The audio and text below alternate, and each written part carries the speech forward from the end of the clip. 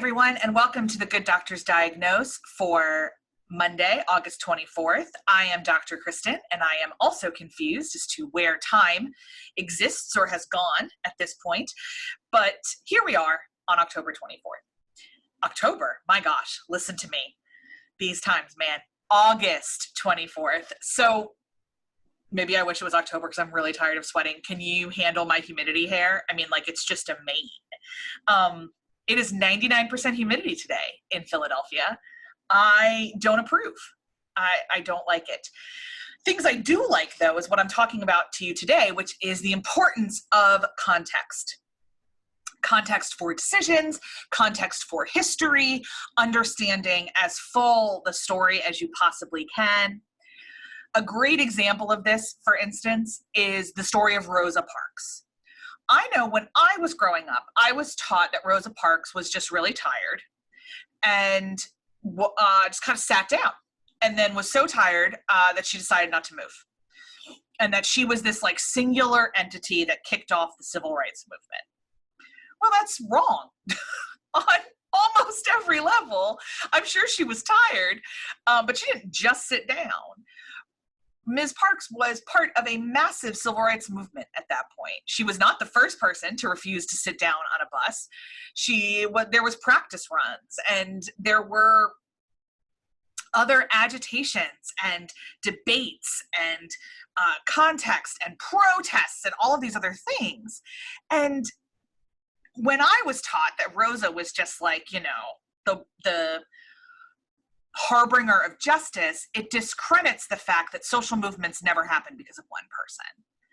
She perhaps was a straw that broke the camel's back, especially in terms of national publicity, but she was certainly not a solo actor.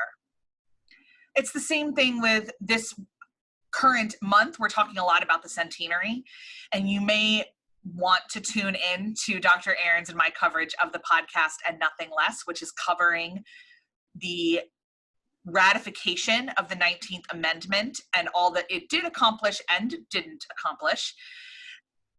And part of the historical narrative of suffrage is that it just kind of came out of nowhere, and it wasn't, it was maybe a movement whose time had come, and there wasn't a lot of fight about it, and it just kind of passed, and we all should be thankful to Elizabeth Cady Stanton.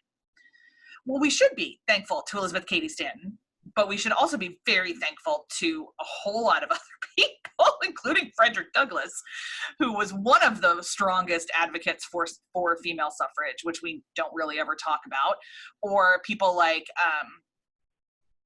the Liberty Bell, and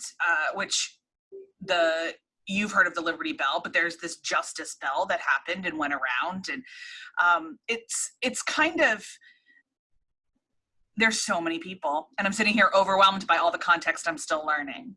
So in business, sometimes it's very important to understand the story. Making decisions on one-off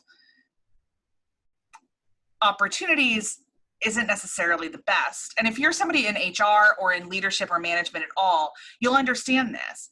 Everybody is not their worst day. We try to take them at their full context.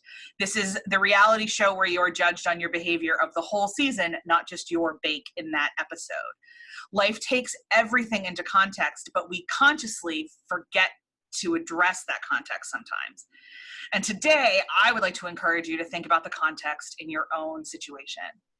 I mean, right now, anytime you look back on 2020, you're going to have to put it in the context of Corona. When you look at your numbers, when you look at your hiring and firing, when you look at the mental health of your employees, you have to put it in the context of Corona. And 50 years from now, people aren't going to do that as readily.